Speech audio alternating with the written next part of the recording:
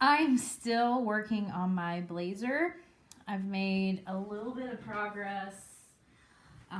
This is the body of the jacket that is slowly coming together. I did a very quick catch stitch to attach this hair canvas and actually need to go back in and do a few more things to it, but the fit is looking really great and I'm really excited. But I wanted to share while I'm still figuring out what as I work through putting that blazer together, I wanted to do a very quick video on picking a sewing pattern if you're an absolute beginner.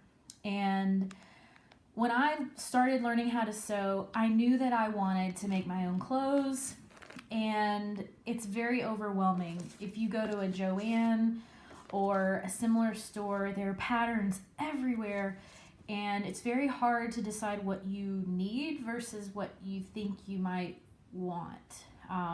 So this is kind of a how to jump in if you're a beginner. So the first thing is to find a basic beginner pattern.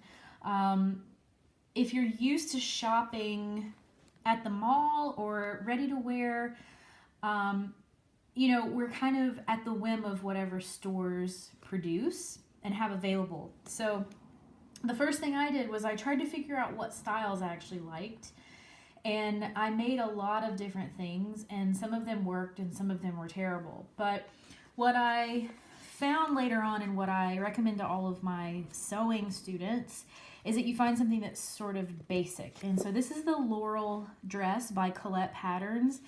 It is, I think, a universally flattering shift dress.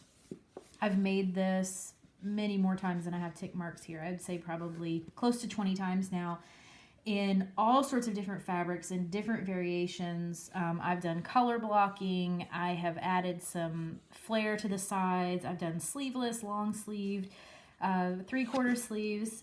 Any way you can think to hack up this pattern, I have. And the nice thing about this one as well, and this is true for all independent pattern companies, is that you get this nice chart down here with your finished garment measurements. A lot of times the big four pattern companies that you see, except for really Burda style, I think, sometimes they don't give you all the measurements. A lot of patterns will give you a hip measurement for the finished garment, but not the waist. That really irritates me. So all of these independent patterns give you a nice finished garment chart. So this aids in you figuring out what size you need to make so that you're not wasting your time in your fabric. And then it tells you everything you need to know, all of your supplies and tools, measurement chart, everything. And then most independent patterns, I'm just going to open this one up. This is what you get for the money with these, is you get incredibly detailed instructions. And then you also get information. Let me try to find one of these here. Here's a good one. So if you don't know what understitching is, you can actually go to their website and look up how to understitch and what it is and how to do it well. So the first thing I recommend is finding a very basic pattern. Now let's say that you're not quite sure if you're going to like this style. I would recommend getting one shift dress. Shift meaning this is one piece. You've got minimal darts. It skims over the curves of the body. And then I would recommend that you choose something a little bit more form-fitted. This is the Emery dress by Christine Haynes. This is also a universally loved pattern, but this one has a fitted bodice and a gathered skirt. And so you're going to get more definition to your form than you will from the Laurel dress. And this one, the skill level on this is actually 3 spools, which is, I think, average difficulty. If you can follow instructions, this is what I tell all of my students. If you can follow instructions, you can make any kind of pattern. Generally, the more pieces, the more difficult the pattern is, or the garment is to construct. But as long as you take your time and follow instructions, you're going to be fine. And again, this has a finished garment chart. your measurements, your fabric requirements, as well as a description of the dress and what kind of fabrics you need, as well as your line drawings. So the key to sewing your own clothes is remembering that garments are really, really simple. There's a bodice, there's a skirt, there's a sleeve, okay? And just like with the Laurel dress, instead of there being a bodice and a skirt, it's one piece, but the same exact elements, okay?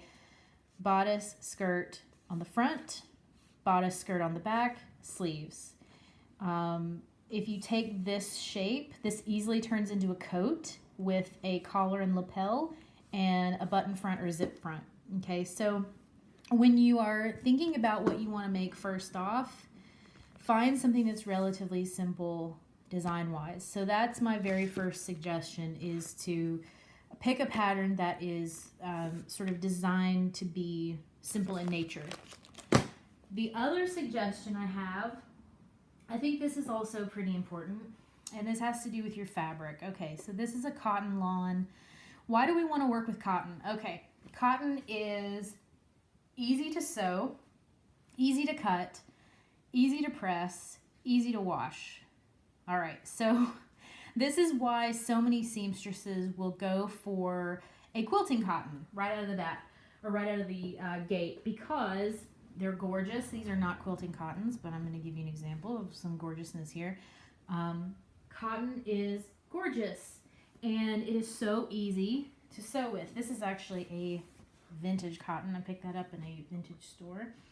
But the point I'm trying to make here is that cotton is going to be your best friend. And then you can graduate to wool, which is this jacket here.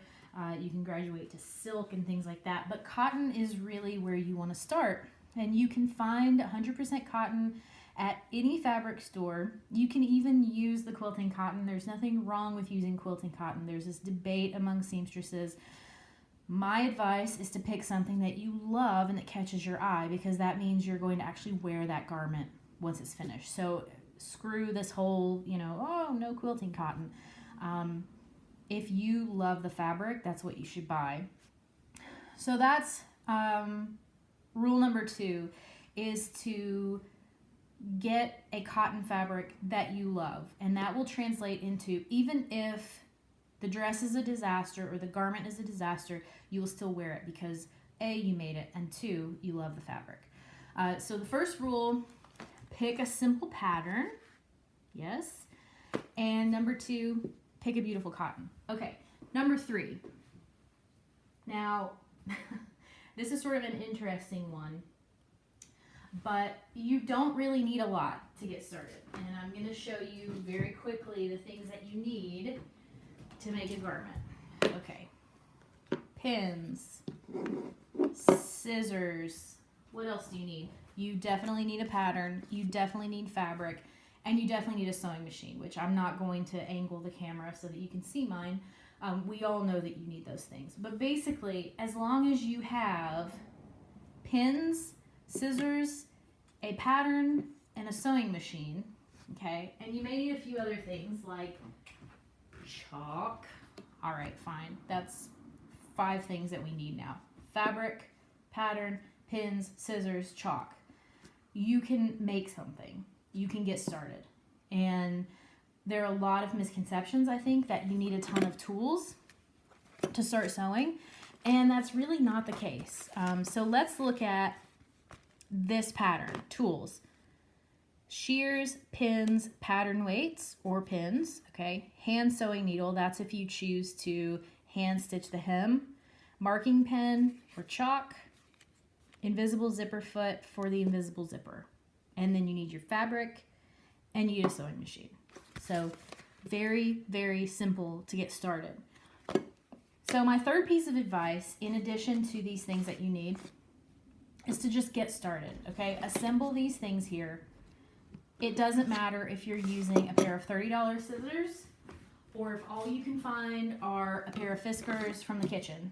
It matters not. What matters is that you actually get started and you make something. So leave your questions below. And the question I want to ask you guys is, what keeps you from starting to sew. What questions do you have?